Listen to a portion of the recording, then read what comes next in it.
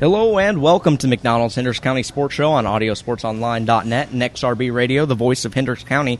Upcoming on this episode, we'll have a lot to cover tonight. We'll have the privilege of talking to Brownsburg head boys soccer coach Todd Frost and also Brownsburg tennis coach Karen Starkey.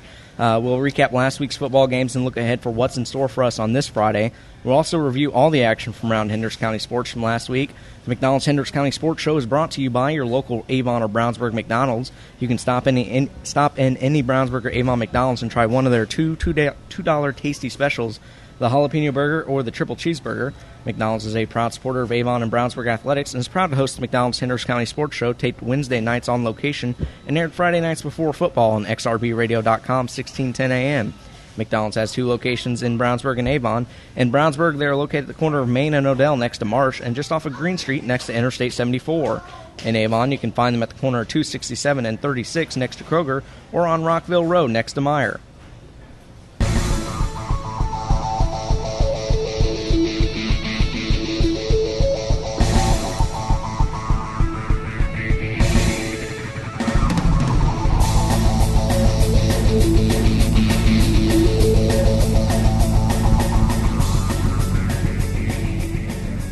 Today is Wednesday, September 24, 2014, from the Main Street McDonald's location in Brownsburg. This is the McDonald's Hendricks County Sports Show. I'm your host, J.P. Sinclair, and I'm joined by Brownsburg head boys soccer coach Todd Frost. How are you doing tonight, Coach? Very good, very good. Thanks for having me. Yeah, we're excited to have you on. We're used to Coach Comer from Brownsburg joining us, but we like to try and branch out and talk to some of the other coaches, so we're excited to have you on. Can you tell us a little bit about yourself? Obviously, my name's Todd Frost. I'm in my 8th year here at Brownsburg. I've been here as a player and as a coach, so I am alumni. So obviously 12 years invested in the program on the whole, 89 graduate, and pretty active in the soccer world outside of Brownsburg. I'm also the director of coaching for boys at Westside United, so soccer's the thing. I do a lot of it. Yeah, well, if you love the sport, and that's what you want to be as immersed into it as much as you can. Yeah. What exactly is your coaching philosophy when it comes to coaching soccer?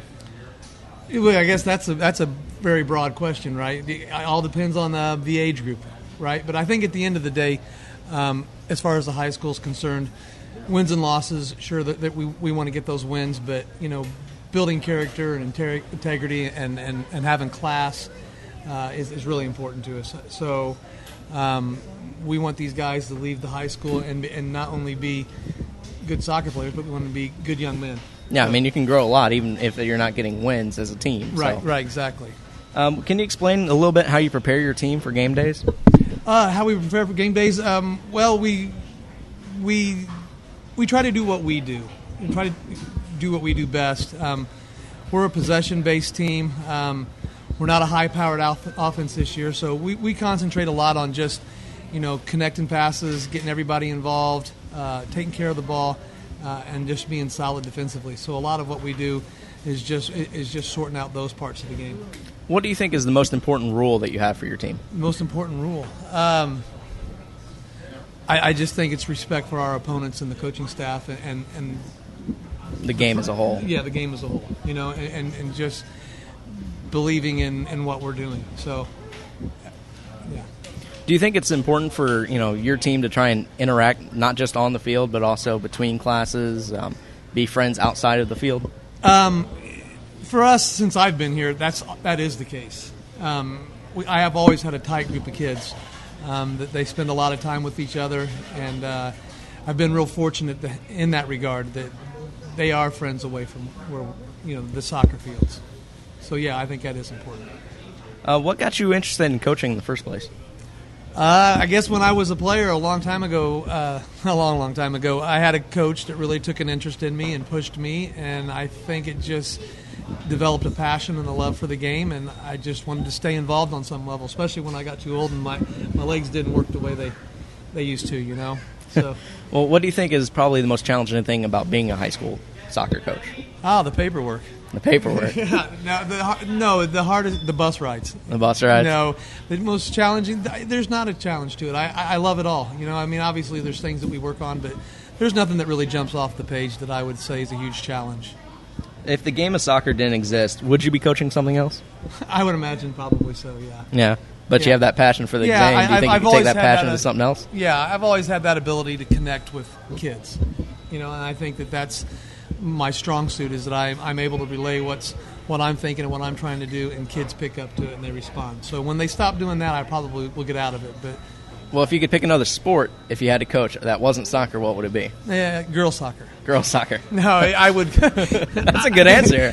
No, I don't know what I would do. That would be. I probably would be coaching, probably basketball or something. What about hockey? It's kind of similar. Hockey's real similar, but it's regional, right? It's not as big here. Not quite as cold enough in Indiana. Right. It's as hard as that is to say. But a lot of the principles are the same in that game, just on a smaller scale. Yeah. I always thought, I was thinking about this on the drive home when I was trying to think of questions. Soccer, you have to have so much endurance to play it. I think that's one of the key, skills that you need to have. It's just the ability to be, out there on the field for a long, long period of time. And I don't think a lot of people appreciate the endurance that it takes to play a game of soccer. Yeah, you've got to be fit. You've got to be a fit guy or gal. You've got to be fit and be able to put in time, because there's not a lot of – soccer's a real player's game, It's not as much a coach's game as it is, as other sports might be. I don't get to call timeout and stop and talk. We got to be ready to go. So as long as we're fit, it helps us, with the mental aspect, that we're not mentally fatigued and we're making mistakes because we're tired.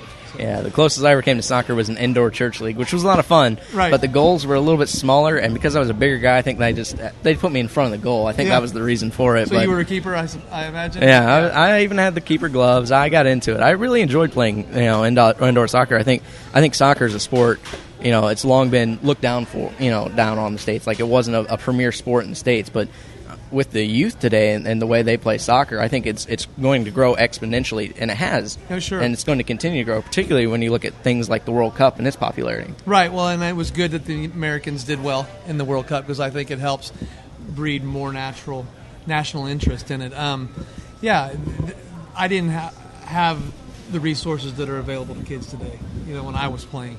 More people know the game. We're getting to the point now where, a lot of the parents on our team, they played as a kid. When I was a kid, everybody was learning the game from a book or a video. So there's a whole lot better education for coaches. There's a whole larger platform for people to springboard off of. Yeah, I'm going to sound really ignorant right here, but I never understood the counting clock up. I'm used to the clocks ticking down, and in soccer it counts up to a certain minute. I'm still trying to figure out how that works. I don't know if I have an answer as to why they do it. It just they play 45-minute halves at the professional level, and that's the thing that really gets people too, is that the official keeps that time on the field, and so the 45 minutes could be up and they're still playing, but that referee has added extra time to deal with injuries or what other any other stoppages to play, and I think that's where a lot of people get confused too. But I don't know if I have a good answer as to why they count up. Let's talk a little bit about your team specifically. Okay. Where would you say your team needs to improve the most as the season continues to wind down? I think as we move into the end of this season, I think that we need to get a little bit better in the attacking third. We're like I said earlier, we're not a high-powered offense, and we got to be good at what we do. And we just need to continue to create those opportunities, without we want to keep it simple. That can happen. We just got to get better in front of the goal.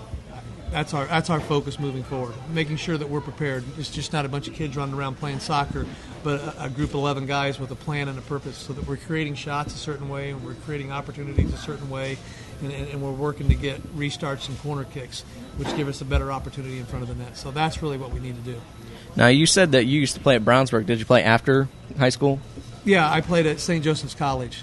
Okay, up in Rensselaer. Yeah, I sure did, yeah. Okay, so you were a Puma. I was a Puma, yes. Yeah, okay, I've made a few trips up there. Yeah, you know what? I haven't been up there since I left.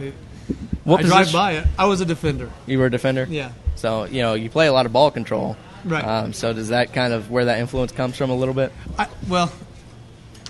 I think for me, I think defenders are probably taught the game better than anybody else because they have so much to contend with. Guys that put the ball in the back of the net, that's a gift. And some of those things come really easy to guys. But defenders have to be able to read the game and not only take the ball away, but help start the attack. So for me, I think that's the reason why I coach too, is that a lot of people spent the time teaching me the game, and I think that translates. The defenders learn it, and they have to make the right decisions, or you're getting pressed back on your heels again. Well, is there a particular team like MLS that you cheer for? Or? I don't. Not a big MLS guy, but I do watch a lot of European soccer. Don't say Manchester United. No, I won't. Trust me, I will not. Okay. I am an Arsenal fan in the English Arsenal, Premier okay. League, but I guess if I ever had to push a shove, I'm a huge Barcelona fan. Yeah, I had a couple. When I was in college. We had a lot of guys that they taught me how to play cricket. We'd get together and we'd play cricket, and it was interesting seeing how worldwide something is that you're not used to necessarily seeing or playing. And for a while, soccer was like that. Right. But nowadays, it's such a big thing. Like we would turn on, one of those, Manchester United Barcelona games, and sure, just to see how excited we would all get. And I was AC Milan. Right, I like AC. I like AC Milan. I've always been a Milan fan. So it's fun to watch, and I think just like I said, the sport just continues to grow, and it's really amazing how much it continues to grow. But let's talk a little bit more about. Well, let me ask you one more question: okay. Turf or grass? I'm a purist, so a well-groomed, nice pitch is much better than the turf. But I get the benefits of the turf too, as long as it's the right turf. We played on turf last night at Westfield, and it was fast. But we've been out on the varsity field here at the high school, and that's a really nice turf, and it's really got a good natural feel to it. And I can also tell just by us training on it, it's easier on our joints and our knees and ankles, and we don't have the injuries, especially if we have a rough summer where our training grounds can be hard. But so I prefer the grass, but I understand the benefits of the turf. Well, we've talked a lot about senior Garrett Eads on the show. His name comes up almost every single week on the show, actually. And his goalkeeping on this season, how much has his ability in front of the net helped your team this year? I've been doing this over 20 years, and Garrett is having the most unbelievable run in the goal that I've ever seen anyone play at any level, as far as the youth sports and even at college. I mean, he's just on fire. He's determined. He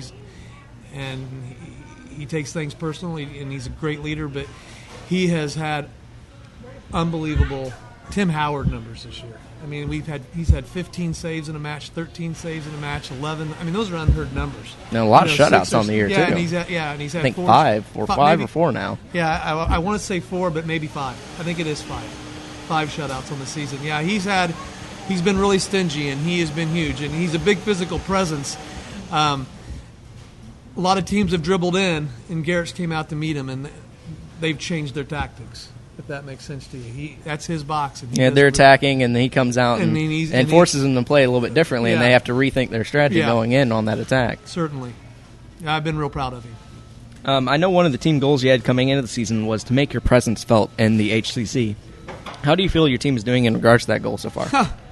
Well, I like I said, we're struggling to score goals, but a week ago we beat number 5 Fishers and handed that was them a big time win. Yeah, it was too. huge, and it was really a game that I felt like showed the boys that we were capable of achieving something at the beginning of October here. But the league there's so much parity in it. Now that the Lafayette teams are gone, it's a lot tougher to pick up points in the league. So I felt like we've been in every match, except for a couple. We just had some breakdowns in a couple games, but I felt like we've been able to play with anybody from our very first scrimmage we had against Carmel preseason. We were able to play with anybody because we're a stingy defensive team.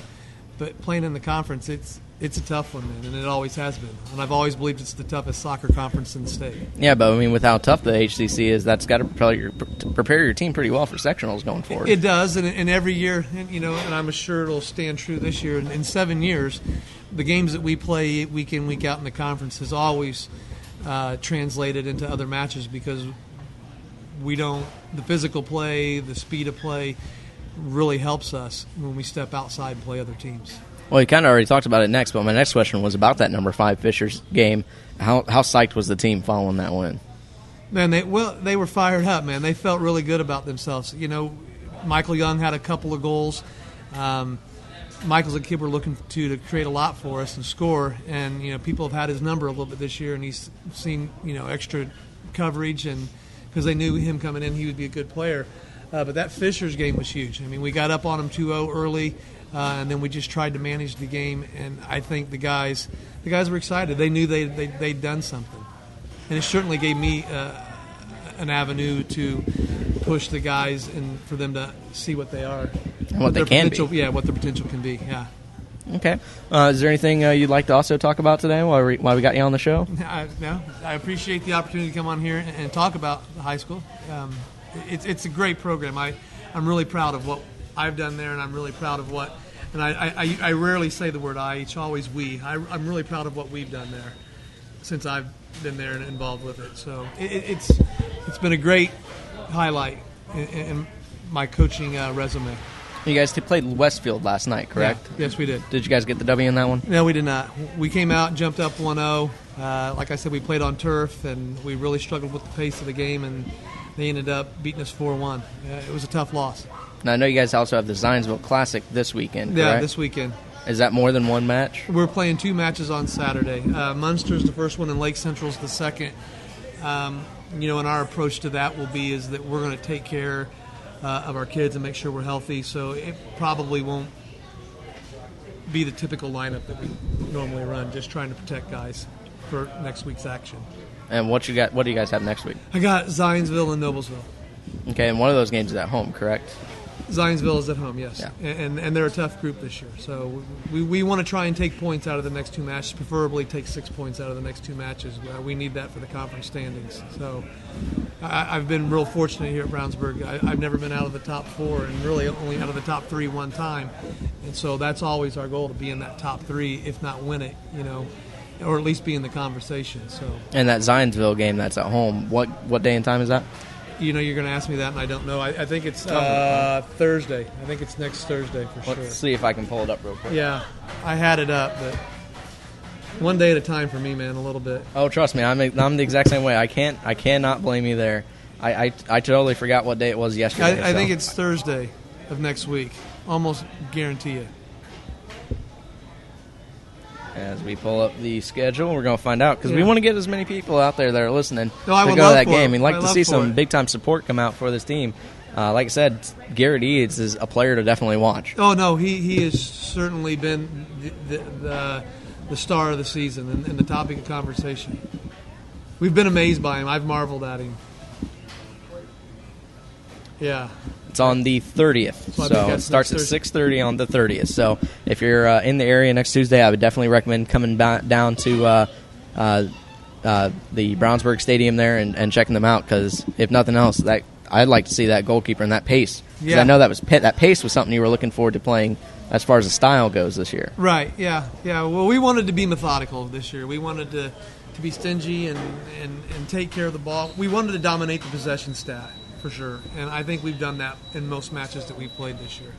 Well, Coach, wish you the best of luck this week and continuing along with the season. We'll take a quick time out, and when we come back, we'll sit down with Karen Starkey, the Brownsburg tennis coach. You're listening to the McDonald's Hendricks County Sports Show on audiosportsonline.net.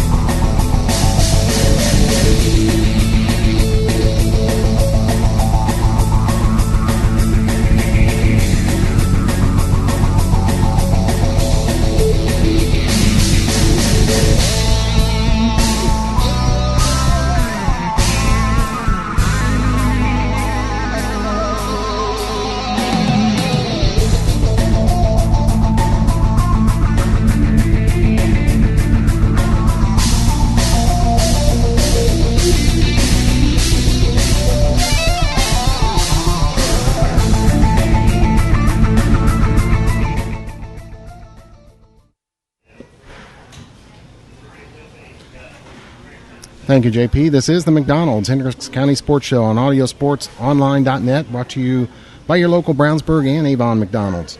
Stop in any Brownsburg or Avon McDonald's and try one of their $2 tasty specials, the jalapeno burger or triple cheeseburger. McDonald's is a proud supporter of Avon and Brownsburg athletics and is proud to host the McDonald's Hendricks County Sports Show, taped Wednesday nights on location and aired Friday nights before football on xrbradio.com and XRB 1610 AM. Of course, McDonald's has 2 locations in Brownsburg and Avon. In Brownsburg, they're located at the corner of Main and Odell next to Marsh, where we are tonight, and also just off Green Street next to Interstate 74. Of course, in Avon, you can find them at the corner of 267 and 36 next to Kroger or on Rockville Road next to Myers. So stop in either Brownsburg or Avon McDonald's for their $2 tasty specials, the jalapeno burger or triple cheeseburger today. Welcome back to our show. We got a very special guest. We're glad to have her today, none other than Brownsburg tennis coach Karen Starkey. So, Karen, we want to thank you for being here. Karen, one thing I'm not sure about you, I know you've been around the Brownsburg program for a little bit, but how many years have you done Brownsburg tennis? This will be my 10th year in the spring coaching the girls. I've been with the boys for 9 years, 7 as the head coach. Great, okay. Well, and if you could, please, Karen, tell us a little bit about your tennis background. I played here at Brownsburg. That's where I got my start. Great. I played so long ago they did not have a girls' team. So I actually played on the boys' team here. No kidding. And played all the way through. And then my senior year in the spring, they did start a girls' team, so I was able to play both in the fall and spring that year. So it's a good experience for me. You've been on the ground floor of Brownsburg girls tennis since the beginning, and really. Somewhat, yes. You're correct. Okay, and then how'd you come to be the coach at Brownsburg High School? Well, actually, my daughter was playing some, so I was along the sidelines a little bit more, and then at that time, Greg Hill just asked if I would be interested, so I thought about it a little bit, and as long as my daughter was okay with it, because she was a junior that year, and I was a little concerned with that, and anyway, that's how it all began. Very good. And Karen, like most coaches, I'm sure, we've seen you in action a little bit. We know you have a passion for this and you love it. What do you love most about coaching tennis at the high school level here? The students, student athletes, yes, I really do. That is where you really get great pleasure, is when you see them progress and when they enjoy the game, then you get enjoyment from that. I love the game, of course, but it's the kids. Yeah. Speaking about the game, of course, we mainly have the football and the football guys on here, and of course that's a very tough sport. Everybody knows that. But I tell people, if you're going to play tough, competitive tennis at a high level, high school, college, or whatever, you've got to be tough-minded. A lot of times you're out there on your own. You may have to battle through a long match in tough weather conditions, and it's a tough mental sport to be successful at. Don't you find that, Karen? Yes, absolutely. I think if you combine the physical side of it too, when you have both those factors, it's a tough place to be, and it's pretty individualized. So you're out there, going it alone. I think golfers would also argue that's a tough mental game too. Sure. But I would put them both there together, and then the physical side's a little bit more so in tennis, because you're supposed to have continuous play, which, there's no timeouts virtually. I mean, if you have a medical timeout, but there's really no timeouts. So it's a game that was geared for continuous play. So yeah, a lot of running and a lot of different type of movements. You're moving side to side, running back and forth. You got to be in good shape. And the elements. Yeah. So if you have to adjust the indoor courts, if you play indoors, it's a little quicker. And then obviously the outdoor, and that's something we see at the girls in the spring. They battle those elements a whole lot more with the weather so unpredictable and the wind. Right. Now, Karen, you mentioned you're out there by yourself. Of course, I think of a tennis match. It's an individual effort as far as each of your players with a team result. And that's what we see when we're playing. We've talked about it on this show before. Tennis, there's 5, high school tennis level, a match, there's 5 matches going on at the same time. GP, we're okay? I think we're okay, JP. There we go. I want you to check this, JP. He just went in and out a little bit there. Okay. You okay?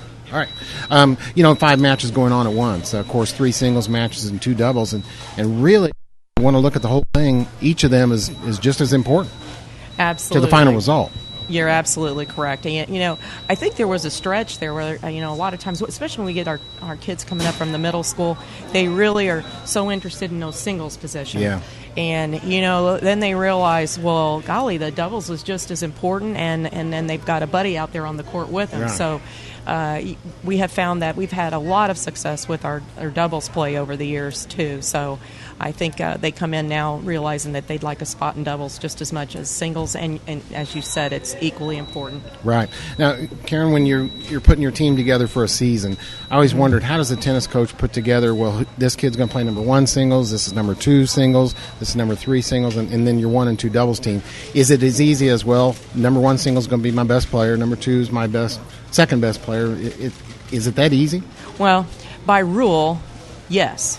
You play your challenge matches, and yes, you have your strongest player at 1, and then they're on down 2 and 3. Now, doubles is a whole other story. Mm-hmm. I've had it before where if you look down the ladder, where I've had a number 7 player that was up at 1 dubs because of the skills that they had. Mm-hmm. And the other factors you look in doubles that are a little different are how their chemistry, personalities blend. Sure. That's really important.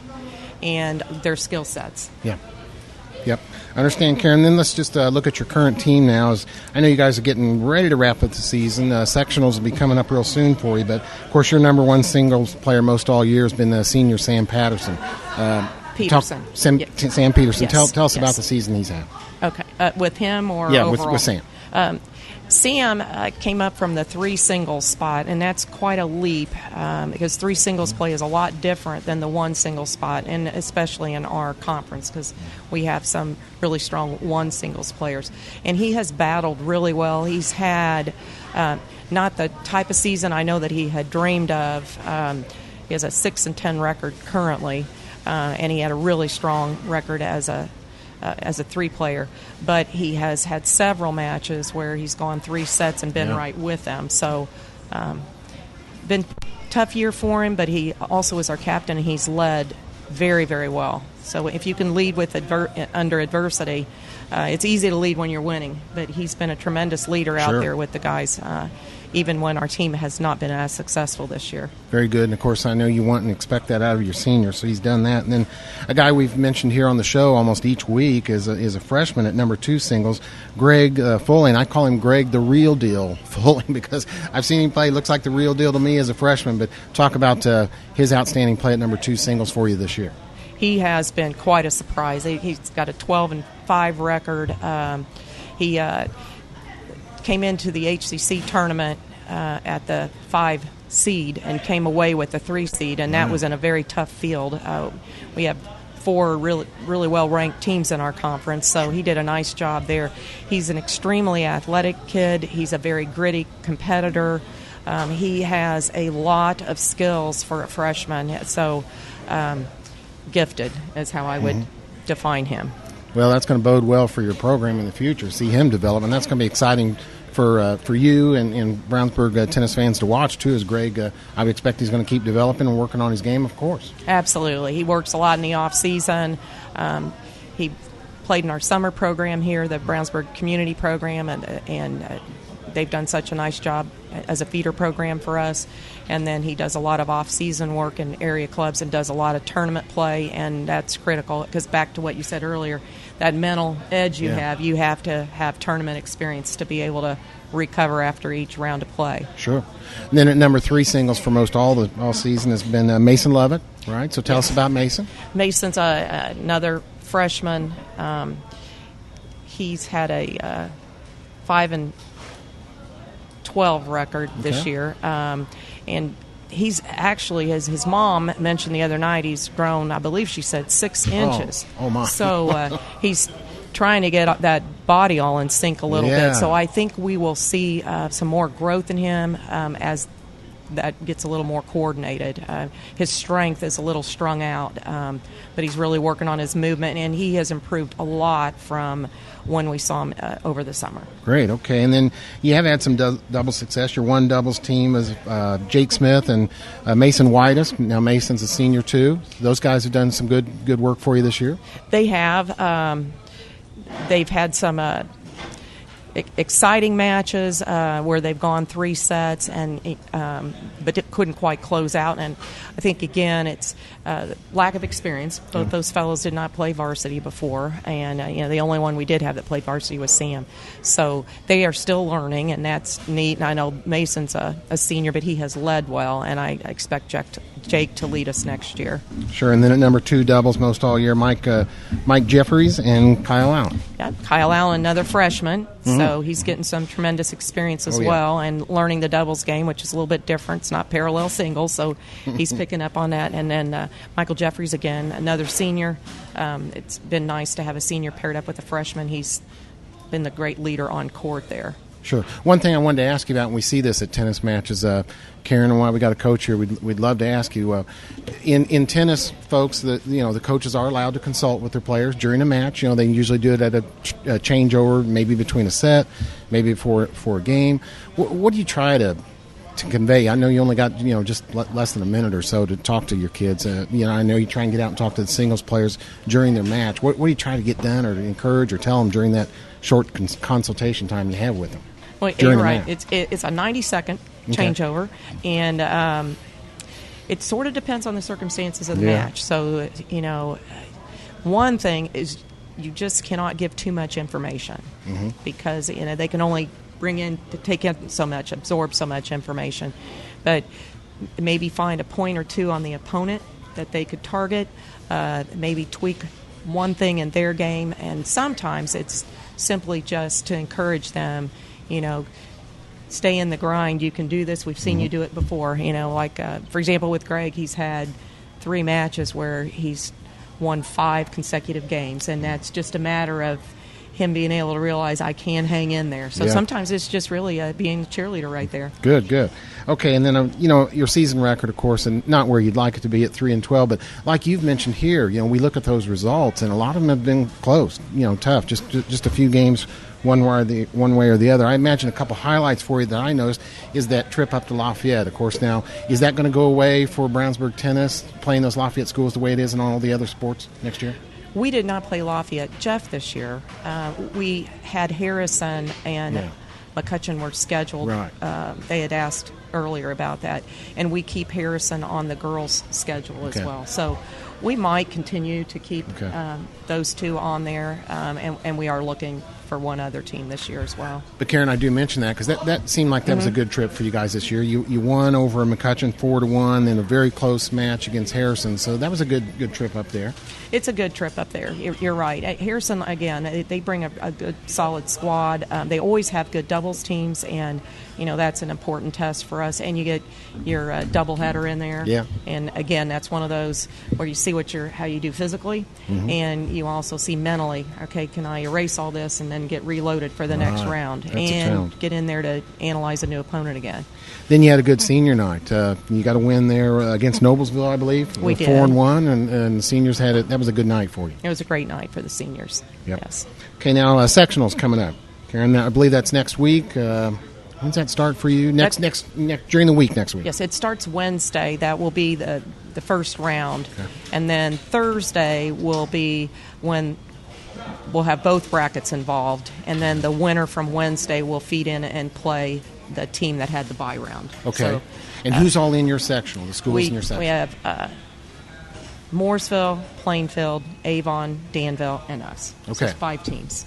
Okay, now that Avon squad's had a good year this year. They are a solid team. You tough. are right. They are very solid, talented, and they're a deep squad. So they've done really well. Okay, now you told us before we came on air that you do still have a couple matches left here, and that kind of surprised me. I thought you were getting ready for sectionals now, but you have a makeup match Saturday against Ben Davis? It's a completion match, actually. It was a rain delayed and a lightning postponed match. So you haven't had a lot of those this year. We did, and it's been good weather, right? Oh, no, and we haven't had a lot of them. We had just a little time of lightning in a couple matches that were issues when we had that intense humidity. That's what I thought you were referencing. Yeah, okay. But we will complete that match Saturday afternoon. It's at 1:30.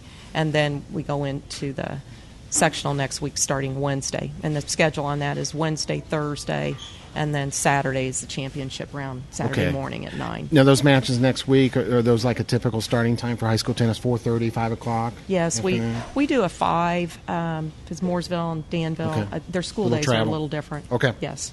Okay. Karen, and then one other thing I wanted to ask you about, you do girls. You're the Yes. girls coach, too? Yes. What do you like to see your players do, during their off-season? Like the boys would be over the winter, of course, the girls maybe now. What do you like to see your players do to develop? Do you want them going to clubs and playing indoors, during the winter? Or what do you like to see them do?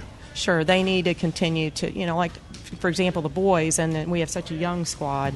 If they would just, stop now at the conclusion of the season, obviously they're not going to progress any. They would actually, go backwards. So we encourage them to get, and a lot of them have already signed up. They're in some clubs.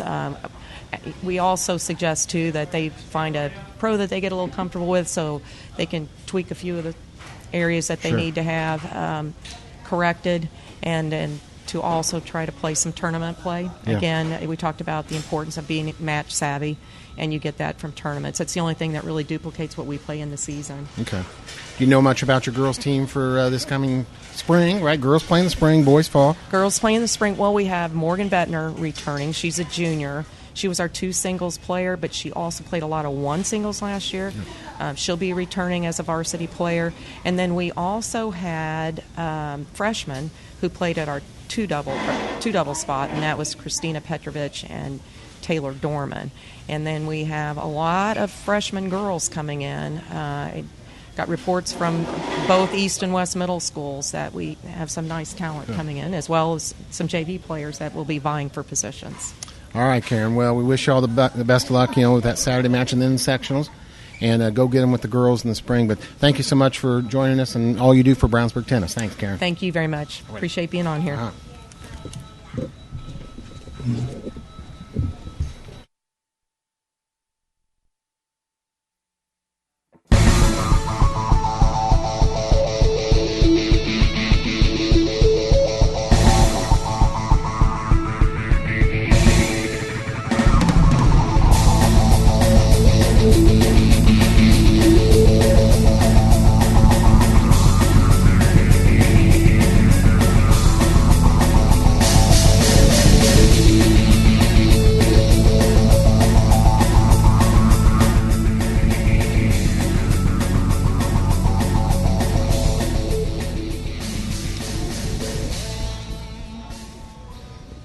Welcome back to the McDonald's Hendricks County Sports Show on audiosportsonline.net, as well as XRB Radio in Brownsburg.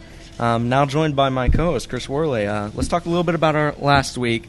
We continued along in our Pick'em Challenge. In last week's games, you picked first, and you selected the number 1 Ben Davis team over number 3 Warren Central Warriors. Yeah. And I wound up with the Warriors, and they Yeah. ended up winning the game 28-21 in a very, very close matchup. Yeah. Warren Central, they look much the best now. They're 5-0, so that was a good pick. In our second pick, we had Brownsburg versus number 10 Fishers, and this game was really close until the half. Right. Fishers outscored Brownsburg 28-0 in the second half. Kind of ran away with that. The game got away from Brownsburg a bit. Fishers, best team in the HCC that I've seen. Yeah, I mean, at that half, it was just a touchdown game, but Fishers came out of the halftime and ran away with 28 unanswered points. Wouldn't you have loved to have been a fly in the locker room when head coach Rick Wimmer at that half was talking to his team? Yeah, you always wonder, these coaches, we know they're going to go in and try and make adjustments. Well, Fishers made the right adjustments. I'm not saying Brownsburg didn't, but they're a superior athletic team. They're going to be a big test for anybody. So, we had Fishers as the favorite going into that game, and they proved why I think they're the best team in the conference. Yeah, you picked Fishers against your heart last week, but you're able to pick up the victory for the game. Yeah. So it was 1-1, and then it came down to our final matchup of Bishop Chittard versus Cardinal Ritter, and this one wasn't even a matchup. Yeah, the old Chittard. The final score was 49-0 in favor of the Trojans. Cardinal Ritter had 31 carries for only 20 yards and threw 3 picks in the game, and just couldn't get anything going against that Chittard defense. Chittard, always tough. And they're in our pick'ems this week, I believe. JP, is that right? Correct. We'll get to that in a second. It was a big week for you, though. You went 2-1. That's 2 straight weeks of you going 2-1. Good. And now you got your first lead of the season, 6-5. Right. I love it. Still close, though. I need to get this turned around. Okay. So this week's 3 feature games are number 6 Pike versus number 1 Warren Central. Pike may be 2-3 on the season, but you look at the schedule that they've had. It's an insane schedule. I mean, you look at it early: Brownsburg, Fishers, Ben Davis, Carmel, Lawrence Central, Warren Central. Wow. I mean, you look at that lineup through their first couple of games, pretty much half of their season. 5 of those teams are in the top 10 rankings. Right. I mean, that's just an insane schedule to have really to play. is. I can't imagine a tougher schedule. So, not to mention Brownsburg, who did receive votes in the last few weeks. So, we'll have that game first. You picked first last week, so I get to pick first this week, and I'm going to take the Warriors again. I think they've been just a historically dominant team. I mean, when I was in high school, it was Warren Central back to back. Yeah. It's hard to pick against Warren Central. I think they've got a really, really solid defense there, like just an outstanding defense. And to me, defense is what wins state championships. So I'm going with that defense to stop Pike, who's like I said 2-3, but that's not an easy 2-3. Got to agree with you there. Coach Jason West has Warren Central at the top, and you're not going to be able to catch up with me on that game because I'm going Warren Central too. Okay, so we both got Warren Central on that one. An opportunity to tie. Yeah. So then our 2 of the top teams in the HCC also square off this week as Avon hosts number 6 Fishers. Yeah, okay, this is my pick first. Got to stay with Fishers. Like I said, I think they're the best team in the conference. Now, Avon could pull. It's hard for us to say that Avon at home with Coach Bless as an upset over anybody. Of course, they're very tough, very skilled, very good, but boy, that Fishers, they can just score on you. That running back, Maurice Campbell, is just outstanding. So I'm going with Fishers at Avon. Sorry, Avon folks. Yeah, I got to agree with you. I mean, Avon right now is pretty banged up. We don't know if David Tennant's going to get the start. A lot of the pressure falls on Brennan Peters' shoulders, and even though he's a great young junior quarterback, I'm not sure if he quite is there at that level yet to carry this entire team offensively. Don't get me wrong, Darian Love has filled in very admirably for Avon, but I think without Tennant and the injuries that they also have on the defensive side of the ball is going to be a little bit too much, so I've also got Fishers in this one. Okay, we're gonna pick different on this next one, I think. You got Chittard, Noblesville in this next pick, right? It's 4-1 Bishop Chittard squaring off against 4-1 Noblesville. Okay, and who's picking first? I guess it's technically my turn, but it doesn't matter. I'll let you pick first. Go ahead. Well, I'm going to pick Noblesville. Okay. I will almost always pick against Bishop Chittard. Yeah. A little bit of a high school rivalry right there for me. Right there. Okay. I'm going to go with Noblesville. Sure, I'm going to stay with Chittard, 4-1 right now. You know, they're doing a job, always tough, always one of the state finalists. So Chittard at Noblesville, that's tough to do. Noblesville, one of the surprise teams so far at 4-1. Yeah, I think Noblesville is a surprise at 4-1, but I think they've played a very, very tough schedule to get to that 4-1. So they've earned it. Well, let's go and take a look at some of the results from last week, and we'll start with the Berg. That'd be Brownsburg. The varsity team fell to Fishers last Friday, and like we talked about earlier, this was just a very close game up until the half, Chris. Yeah, it really was. Brownsburg was in it, but boy, I mentioned him already. I couldn't be more impressed with the best running back performance, other than Tokes Akinrabadi I've seen, is Maurice Campbell of Fishers. Yeah, I mean, before we get to Tokes and also that, I want to talk about Hunter Johnson once again. A sophomore in his sophomore year, he has just been absolutely efficient. 11 of 19 in this one for 114 yards, but he did throw 2 interceptions this week, which was really the one bad mark against what he was able to do against Fishers. And those really hurt. You're trying to upset one of the top teams in the conference on the road. You can't turn the ball over, so that's too bad for Hunter. I feel bad for him. Just a couple balls, in air, and Fisher's defense made good plays on him, but those interceptions hurt and helped turn the game. No doubt about it. Junior Tokes Akinrabadi continued to get the job done on the ground, where he rushed 21 times in this one for just a cool and easy 156 yards and 2 touchdowns. I mean, does he just make it look easy or what? He really does. And his line's getting better, too. At the beginning of the season, that offensive line was a problem spot, especially against all those very young up front. Yeah, and they had to go against that Pike defense right away, which kind of overwhelmed them. But since then, they've kind of gelled. Tokes right now has 940 yards. I think 1,000-yard rushing season is well in order for him. That was his goal last season, to get 1,000. So he could get 1,500. He could get 1,500 this year. Outstanding year for Tokes. The Bulldogs also had 2 sacks and 2 forced fumbles in this one, and junior Vincent Lisman deserves a shout-out. He was excellent in the return game. He had 3 kickoff returns for a 27-yard average. But really and truly, the key story in this game was Fishers. I mean, junior Zach Eaton for the Tigers threw 15 of 23 for 296 yards and 3 touchdowns.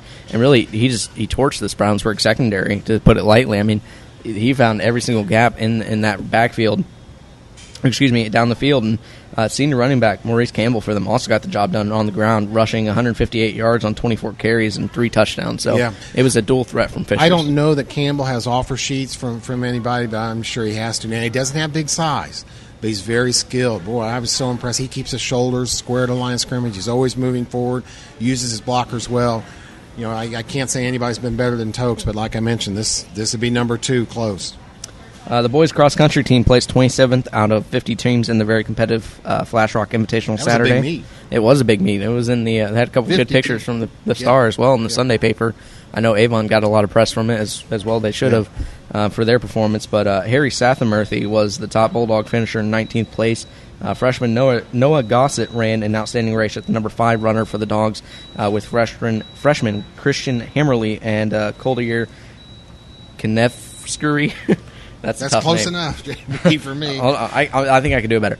Knefskery. There we go. Close behind. The girls' cross-country team also traveled up to Carmel on Saturday morning and placed 3rd out of the 27-team field in their race. Top 10 medal winners for the Bulldogs included Julia Popenfuss in 3rd, Cassidy Brown in 5th, and Sydney Montgomery in 9th out of the 210 other racers. So just a great job, girls cross-country for Brownsburg. Yeah, very good. The girls' varsity team finished their regular season with a win against North Central High School at Highland Country Club with a final score in favor of Brownsburg, 193-208. Maddie Cody shared co-medalist honors with a round of 42. Morgan Keir came in with a 45, and Emma Wilkins was close behind with a 46. Over the weekend, the girls' golf team also got the job done and won the sectional championship. That's great. The Bulldogs scored a 337 to grab first place. Junior Maddie Cody came up huge for the Bulldogs, scoring 76 and capturing sectional medalist for her second year in a row. Another outstanding career best performance came from freshman Macy Stapp, who shot a 79 as well. So the girls move on to the regional tournament this coming Saturday at Smock Golf Course. So congratulations to them. Yeah, Coach Phyllis Miller and her crew got a sectional championship. That's great for the Brownsburg Bulldogs. Yeah, it's always the first step. Every coach lays down. They want to win that sectional championship. That's right. And then you get move that on. trophy and you get your picture and it looks good.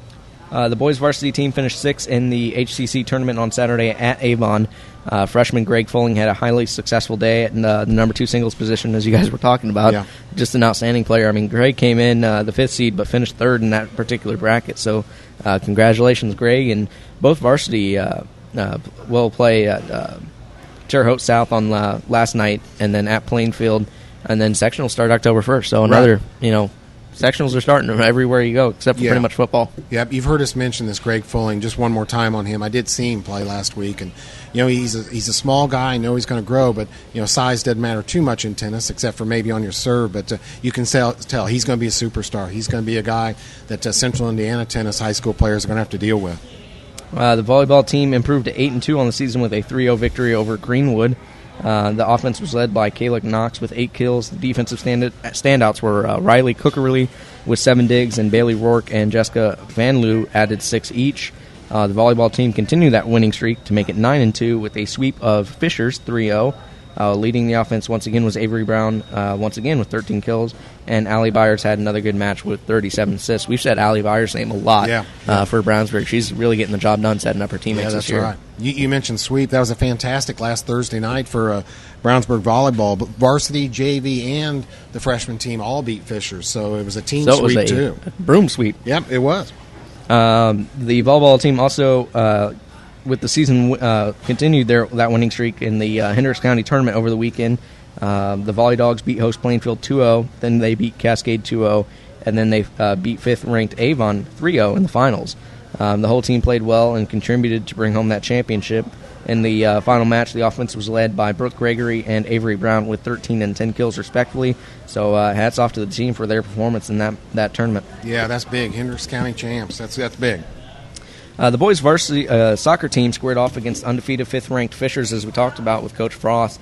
Last Tuesday evening, senior Michael Young scored twice in the second half, and goalkeeper Garrett Eads continued his excellent play in the goal with 15 saves to secure the victory. Final was 2-1 in favor of Brownsburg. Yeah, that was a good talk you had with Coach Frost. What a wonderful young man. You can tell he loves his work, and he loves this Eads kid. So that's fantastic for boys soccer. That bodes well. We hope he's around for a long time here in Brownsburg. Thursday evening, the boys' varsity soccer team faced off against the Ben Davis Giants. An early first-half goal by junior Tyler Markets proved to be enough to secure the Bulldogs' second victory in the week. The goal came from the assist of senior Miles Hudson's well-placed corner kick. And once again, senior Garrett Eads recorded his fifth shutout of the season in the 1-0 defeat of the Giants. The team played at Westfield last night, as we talked to Coach Frost about, and then they have the Zionsville Classic this weekend. But as he said, he'll probably rest some of his key players. So, but definitely go out for that Zionsville game next week. Yeah, that's Zionsville soccer is always good. So that'll be an interesting Saturday and a challenge for those guys. And like you guys talked about, with 2 matches in one day. The girls soccer team fell 7-0 to Center Grove yesterday. Yeah. Head coach Alden said the girls played together, they connected passes, and they worked hard off the ball. The Bulldogs controlled the majority of the first half even, but they had a couple attempts on goal, but it just wasn't enough to try and get a goal against that tough Center Grove team. They play tonight against Westfield, Saturday against Avon, and they play Monday against McCutcheon. A lot of busy time for high school sports here with all these things going on this week. Let's go and take a look now at Plainfield High School. The Plainfield football team fell to 1-4 following a tough loss to a very impressive 4-1 Greenwood team. It was a close matchup, really, throughout the first half. The Quakers did a good job rushing early on and setting up some really nice screen plays. And a healthy-looking Jacob Maple really looked much improved. He had 3 catches for 103 yards and a touchdown when it came to receiving. But ultimately, the Woodmen came out in the second half and laid the hammer down, or should I say the axe down. Good. Tanner Skeel threw for 1 score and ran it for another to lead host Greenwood. John Gallman added 134 rushing yards and a touchdown. And it doesn't really get any easier for the Quakers, who now have to host offensive juggernaut Decatur Central, who has IU prospect Tommy Stevens under center and a great offensive mind in Justin Dixon as their head coach. Yeah, going to be tough. I hope Jacob Maple gets 100% healthy. Sounds like he's getting better each week. He looked almost there against Greenwood. Okay, they're going to need him. So it was a good game against Greenwood, but they just didn't have enough in the second half. I don't know if they ran out of steam or Greenwood, like I said, it looked like Greenwood just came out as a completely different team. I assume almost like Fishers did against Brownsburg. It's just that second half was a total different game from what the first half was. You got to play 2 halves. You got to play them tough. Plainfield football, they're going to keep battling. The boys soccer team for Plainfield is now 9-1-2 on the season. They played Greenwood last night. They play Mooresville Friday and at Westfield Saturday. The girls soccer team went 2-0 last week to bring their season record to 7-4-4. They won at Franklin Community 1-0 and at Greenwood 3-1. They play Mooresville tonight, and then they play Avon on Monday. Plainfield girls golfed, won against Decatur Central with a score of 179-233 at Oak Tree. The ladies then played in the IHSAA sectionals at West Chase. Plainfield came in second place, and they were led once again by another outstanding freshman we've talked a lot during the course of the season, and that's freshman Kayla Ben. She placed third individually in this tournament. We might have mentioned her more than any other athlete on this show. I don't know. We talked a lot about Greg Folling, Kayla Benj, and Kayla's doing a job this season. And also Garrett Eads. So that's right. Those are some names that every single review that I've almost had to say, it's always been those 3. It's I think. those 3 and Tokes Ockenrabai Tokes. and I can't forget about Tokes. Peters.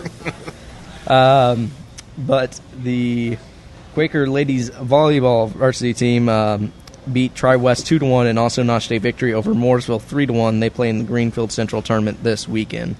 Lastly, now let's go and talk a little bit about Avon High School. The Avon football team got the W against Whiteland last Friday. Junior quarterback Brandon Peters threw for 207 yards on 13 of 24 passing and 2 touchdowns. He also ran the ball 4 times for 18 yards and 2 scores. So, good job, Brandon. Without running back David Tennant, the Orioles turned once again to junior Darian Love, who had a monster game rushing. He had 36 carries for 214 yards and a touchdown, so he was really getting the job done. Yeah, and he now leads the Orioles in rushing, total rushing for the year at 540 yards in 5 games, so he's averaging over 100 yards now. Junior Andrew Griffin was the recipient of 2 of those Brandon Peters throwing touchdowns. He had a total of 6 receptions for 85 yards. And then senior Nick Hanlon led the way with 10 tackles on the defensive side of the ball for the Orioles. The defense also really did a good job in the turnover game. Right. They had 4 fumble recoveries and an interception, so I know that was something Coach Mark Bless had been very happy about for his team. Yeah, Avon not doing bad. They've let up 137 total points. That's above average in the conference, so good job. The girls golf team for the Orioles played at West Chase and the IHSAA sectionals, finishing third with a round of 355. They play in the regionals at Smock Golf Course this Saturday. So it might be worth the trip down to little Yep. Southport Greenwood area to check some much good going on regional this action going on. So much going on this weekend with high school. The girls soccer team is now 2-9. Excuse me. The girls soccer team is now 9-2-1 on the season. They beat Gurin Catholic in 2-0, a very tough team, and also notched a 2-1 win over Zionsville. They play Fishers tonight and at Brownsburg Saturday, and then they also square off next Monday against Plainfield. Yeah, I think I looked at the ratings. I know they're still in the top 5 statewide. Dropped out of that number 1 spot, but still in the top 5.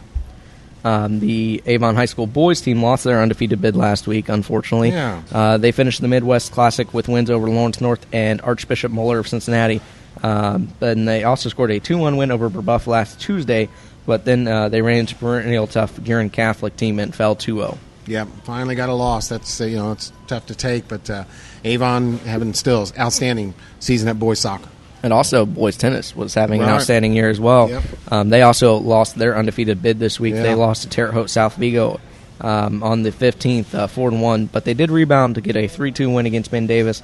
They also placed 3rd of 7th in the HCC tourney.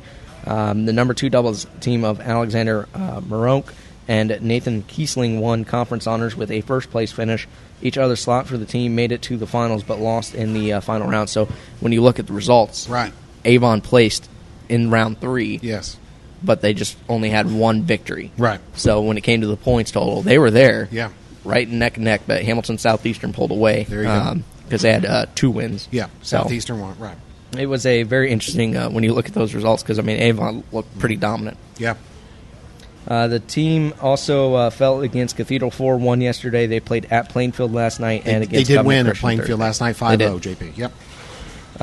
The girls volleyball team had a good week also. They went 1-1 on the week with a win against Cathedral. The final score in that one was 3-0. But they did fall to Brownsburg 3-0 in the Hendricks County tournament. They play at Fishers Thursday and against New Albany Saturday and at Martinsville next Tuesday. Right. There you go. JP, I know you want to talk about kind of a tragic event that happened that you have some news on for us here. Yeah, I just want to give a quick some quick nods to this. Our hearts and prayers really go out to the Cecina High School community and their loss of their head volleyball coach, Brian Hawkins. It was really just a sad thing to read in the news to lose a young man who was doing such good with his coaching career and that volleyball team. It was just a real tragedy, and I just want to give a quick nod to that and say our hearts and prayers are really with that Cecina community. Oh, that is awful tough. I guess they're going to have to go on and try and finish this season. I don't know how. Yeah, I don't know how all that works, but like I said, my thoughts are definitely with them, and I wish them well. It's just a very, very tough thing. Yes, yep. Let's go and talk a little bit about the Hoosier Crosswords football standings while we got a second before we wrap up here. Fishers got is still at the top. Fishers and Noblesville 4-1 apiece on the year. Like you said, Fishers has looked really dominant in HCC this year. The best team. I haven't seen Noblesville yet, but Fishers looks to have it in the driver's seat here at the halfway point. Westfield, Brownsburg, Avon all at 3-2 on the year, and then you have Zionsville and Hamilton Southeastern at 1-4. And I'll tell you what, that Hamilton Southeastern team I figured would have been a lot better than what they were, particularly after I saw them against North Central. Right. One of those 2 bottom dwellers, if you will, is going to get a win this week, though. Zionsville is at Hamilton Southeastern. It's always surprised, for each of those schools to have that kind of record, though. Westfield's at Brownsburg, Fishers at Avon, Noblesville against Chittard, as we said in our pick'em contest. Yeah. I just can't pick Bishop Chittard. I understand. It's not going to happen. Well, that'll just about do it for the show. It's been a great show for us. Really great interviews from our coaches. We want to give them a shout-out. Thanks. For Coach Frost. Yeah. It was a great interview between those two. The McDonald's Hendricks County Sports Show was written by me, J.P. Sinclair, and produced and distributed by AudioSportsOnline.net. Some of the music provided tonight from Mevio's Music Alley. You can check them out at music.mevio.com. Once again, a special thanks go out to head boys soccer coach Todd Frost and also Brownsburg tennis coach Karen Starkey for joining us today. Our next show will be at the Avon Rockville Road location next to Meyer. We record on location on Wednesday with the show airing on xrbradio.com, 16:10 a.m. Friday prior to football game time. You can send any feedback or if you have questions or comments you'd like to hear talked about on the show. You can send those to jp.sinclair1988@gmail.com. Thanks for tuning in. Until next time, I'm JP for Chris Worley, hoping you support high school athletics as much as we do.